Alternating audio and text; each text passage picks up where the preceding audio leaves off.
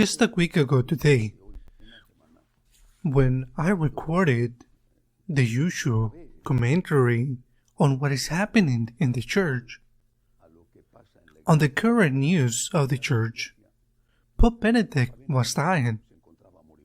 It was foreseeable that he was going to die soon. Today, 7 days later, the Pope has died. A crowd of more than 200,000 people have come in just in 3 days to pay him a tribute of affection. The funeral has been held, and his body is already buried. Buried is a wonderful omen in the tomb previously occupied by the 2 of his predecessors, now saints, Saint John the 23rd and Saint John Paul II.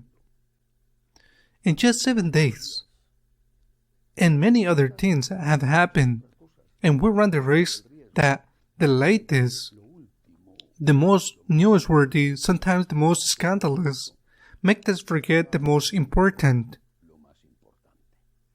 That is why I want to dedicate this commentary to something that I think should not be forgotten. I am referring to the 2 testaments of Pope Benedict. The first, the official one, written the year after his election as a pontific in 2006, written and maintained. He could have even modified it many times. The First Testament is a testament that comes from the pen of a man who loves the church and is concerned about her. First, it has a long and beautiful thanksgiving, a beautiful one, a long thanksgiving that he did not modify it even to include or mention other people they could have mentioned. I repeat, that it was written in the 2006, but after the long thanksgiving, the important thing is to whom it's addressed. That testament, the official testament, is addressed to 2 groups, the people and the theologians. He could have spoke to other group, to the hierarchy of the church, the bishops. He did not. It is addressed to 2 groups that the Pope Benedict was especially concerned about. The people of God, the simple. For those faith, he had always been so concerned. And the theologians, of whom he felt a part, and with whom he had always debated within the correctness, even those cases in which, because of his position or responsibility, he had to give them some kind of canonical sanction, such as forbidding them to teach in Catholic universities. To the people of God, he says, stand firm in the faith. Do not be deceived. Stand firm in the faith of your fathers. Stand firm. The Pope, when he writes the testament, almost recently elected Pope, is aware these people that the people of God are like children, not in the physical sense of the term, but in the intellect sense. They are like child, easily deceived, easily manipulated, like a child who is going to take a deadly poison because it is presented in an exquisite way and because it tastes good. The good taste that the poison is being given to drink by the priest or the bishop, and that the good taste coincides with what the world considers true and with what the instincts demand. To these people of God, to these people, simple people, that Pope says, he tells us, do not let yourself be deceived. Do not separate yourselves from the faith of your fathers. And to the other group, to the group of the theologians, at least to a sector of them, whom the Pope considers honest, with that intellectual, honestly, of seeking the truth. He warns them and tells them, my experience, he speaks of it and says it in these ways. My experience is that in these years, many theories have followed one another that presented themselves as indisputable, as true, as certain, in possessions of the absolute truth. And he cited some, the liberalism of Harnack, the existentialism of Bodman, the Marxist liberation theology, and all of them have been reduced to nothing.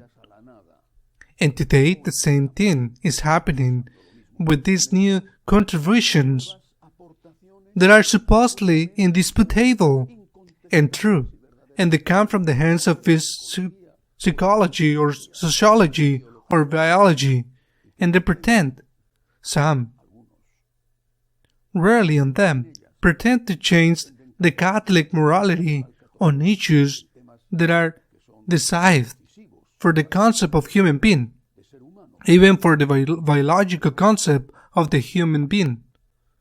To these theologians, the Pope says, he warns them, only Christ is the way, the truth and the life. Only in Him, who is God,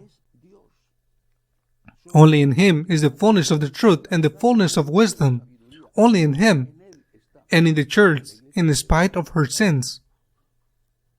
It is a way of saying to the simple, be careful with what they teach you, because even if it tastes good, it is a way to say to the theologians, because be careful to teach them, because perhaps even in a good faith, you're giving poison to the simple. First Testament, coming from the mind of a brilliant man, who long before it happens already foresees what it was going to happen. For example, the German Synod, and not yet been convoked, far from it, and that even so, he wants to contribute as much as he can so that what they foresees does not come to pass. Second Testament. If the first came from the mind, the second one came from the heart. I am referring to that phrase. A phrase that has only 3 words. And that according to the witnesses he pronounces moments before losing his consciousness, a few hours before his death, just when he was about to enter to agony. Lord, I love you. This powerful theologian has always been a man of faith and a man of love. He has always been a man in love, who out of love for his Lord has fought for the Lord to be known and loved. He has that in his heart. He has that in. He has it all his life to love God. To love God with grateful love. Those last words, that last phrase, Lord, I love you, evocates those other words, phrases that many other saints said in a moment similar to his just before he died. How to not think about St. Paul or St. Teresa of Jesus, Benedict XVI, Joseph Ratzinger had that in his heart, to love God. the desire to love him, and he wanted to say it without perhaps being aware that those were going to be his last words. He wanted to say it and leave it that to us as his wonderful Spirit testament. And he wanted to say it because he wanted it to say it later. And he will be saying it all eternity to the one who was the love of his life. Lord, I love you. And I don't desire and have never desired anything else to love you, Lord, and to make you beloved. Many things had happened this week, but we will have to talk about them again. We will have to talk again about those other things, about the leading role that his faithful secretary, Monsignor Ganswain, will have from now on, about so many other things. But today I want to focus on these two testaments of Benedict XVI, because it will be a shame if we forget them because of those other things. Do not let yourself be separated from the faith of your parents. Do not let them confuse you. Christ alone is the truth. Christ alone is the way, the truth, and the life. And if you are a theologian, if you are a priest, if you are a bishop, do not give anyone the poison of ideologies by passing them off as the true faith. And finally, every day, tell the Lord with all honesty and sincerity that you are able. Lord, I love you. And if it sounds relatively false to you, you can add to, Lord, I love you, and I ask you help to love you more and more every day. See you next week, God willing.